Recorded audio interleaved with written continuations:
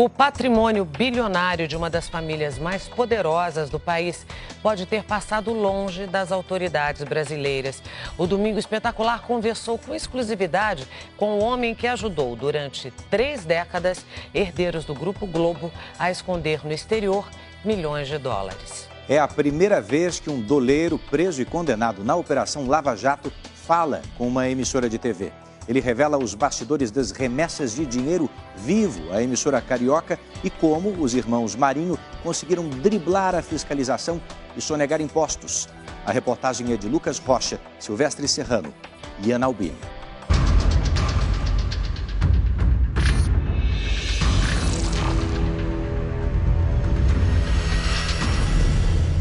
Ele sempre foi pago para viver nas sombras. Usou o talento com números para esconder e lavar dinheiro da corrupção no Brasil.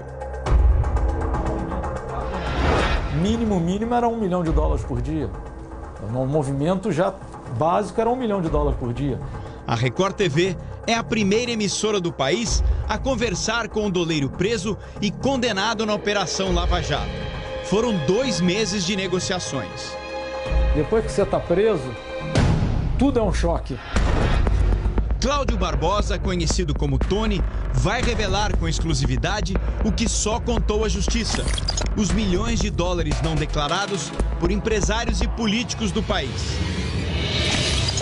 Na lista de clientes mais antigos, o ex-governador do Rio, Sérgio Cabral, o ex-presidente da Câmara, Eduardo Cunha, executivos da Odebrecht e uma das famílias mais poderosas do Brasil, a família Marinho, dona de um dos maiores grupos de comunicação do país. Eu posso falar que eu atendi, de Tony, desde que eu entrei na empresa, se atendia o Aleixo e se atendia a Globo, desde anos. Eu entrei em 86, 87, desde que eu tenho conhecimento, que eu sempre estou na tesouraria, eu atendi, ou seja, isso nunca parou. Parou quando eu fui preso. O Domingo Espetacular mostra agora quem é o doleiro que sabe como ninguém esconder o dinheiro sujo. Ele é o homem escolhido por 2 herdeiros do Grupo Globo para fazer negócios. A lavagem de dinheiro para a emissora carioca era sistemática e os valores não eram pequenos, o que mostra que a operação não era para o executivo, e sim para a empresa. Os valores, ele não me chamava para pedir $10 mil, referente em reais.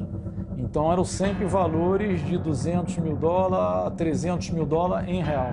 Normalmente era R$500 mil, R$1 milhão. O período disso,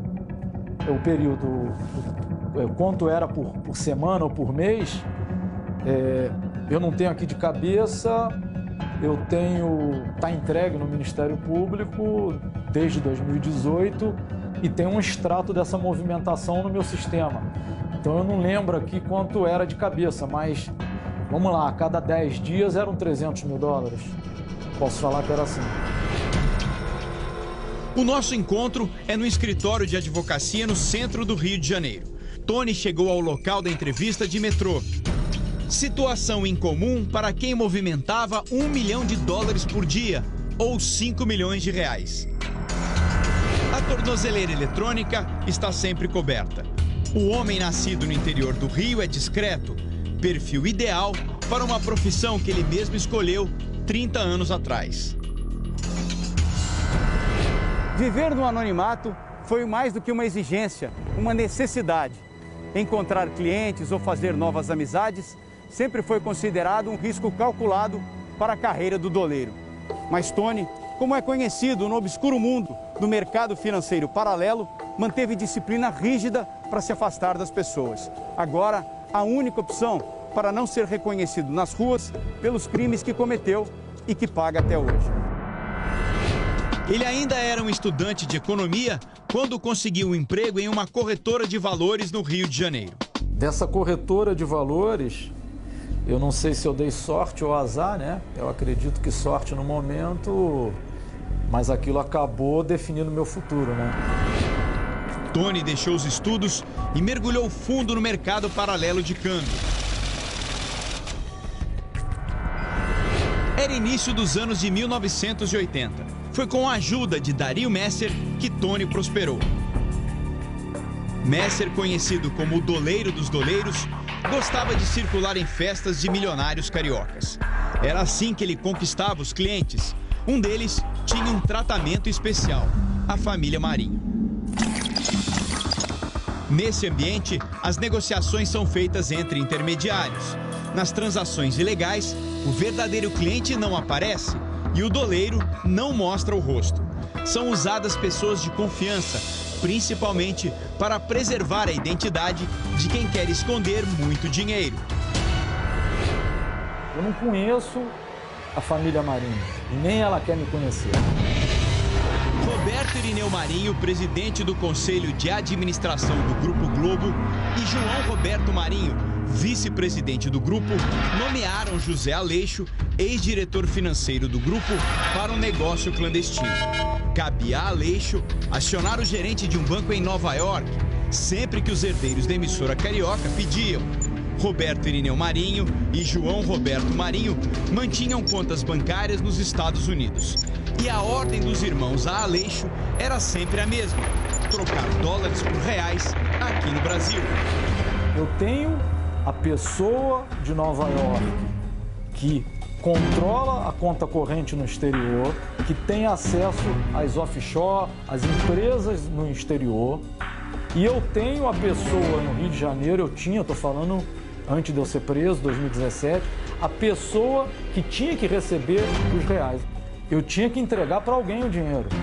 Esse dinheiro, por acaso, era um ex-diretor da Globo, tá? Anteriormente, como falou o Dario Messer, a gente entregava na Rede Globo.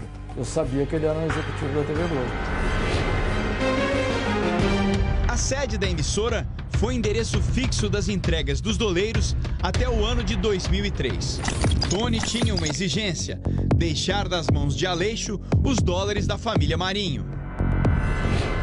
Quando ele desporta, é numa sala. Então a gente sempre... Eu não aceito garagem.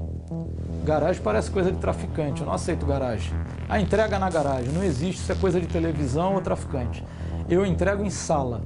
Então, no caso da Globo específico, eu não posso afirmar agora porque tem muitos anos, mas com certeza era na sala do Aleixo, porque eu chego na portaria e tenho que identificar.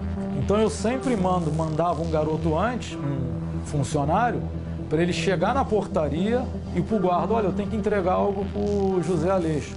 Ele já comunicava, vê se o cidadão não está no almoço, vê se ele não está ocupado, vê se ele está sabendo da encomenda, para quando a minha equipe chegar, não ficar parada na rua com R$1 milhão. E como todo bom cliente, os cuidados eram redobrados. Para evitar assaltos e até uma blitz da polícia no caminho, a mesa de câmbio pagava por carros blindados e até uma transportadora de valores com seguranças armados era acionada, dependendo do tamanho da entrega. Era preciso garantir o serviço aos irmãos Marinho.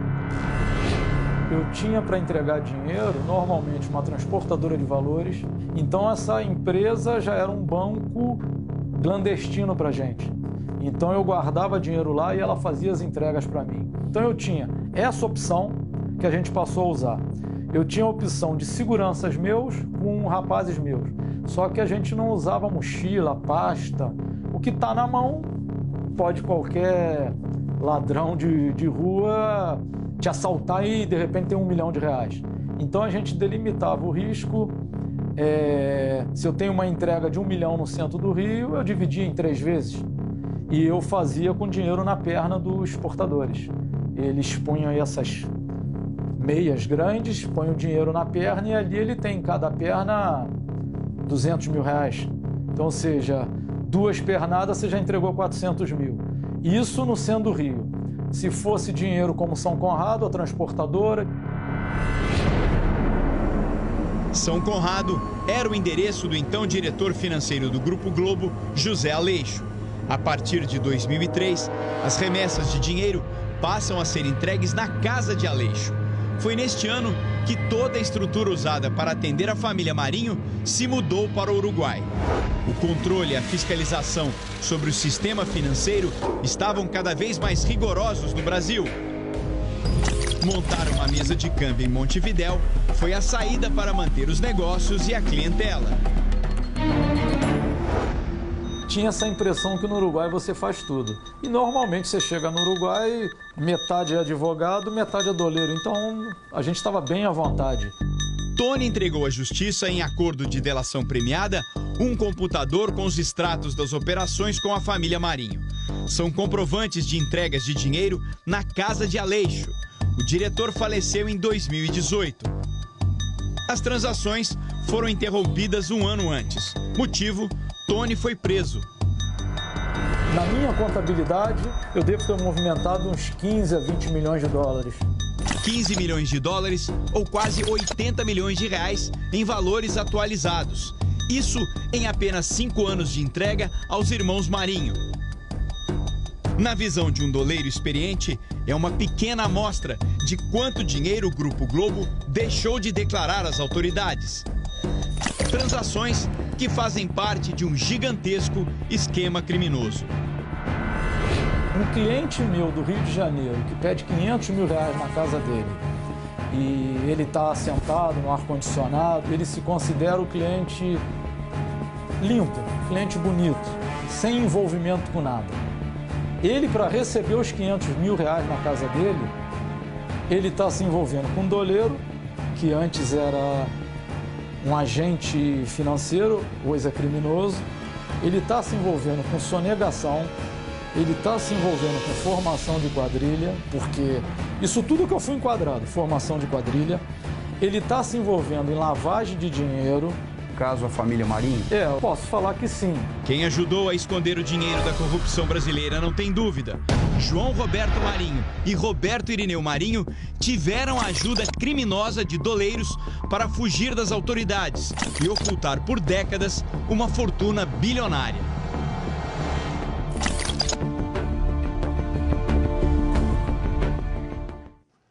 Nós procuramos a TV Globo, mas a empresa não respondeu à reportagem.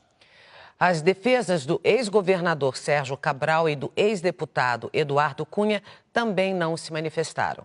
A construtora Odebrecht disse que colabora com as autoridades desde 2016. A empresa diz também que fez acordos no Brasil e nos Estados Unidos com autoridades e que tem hoje controles internos rigorosos que reforçam o seu compromisso com a ética, a integridade e a transparência.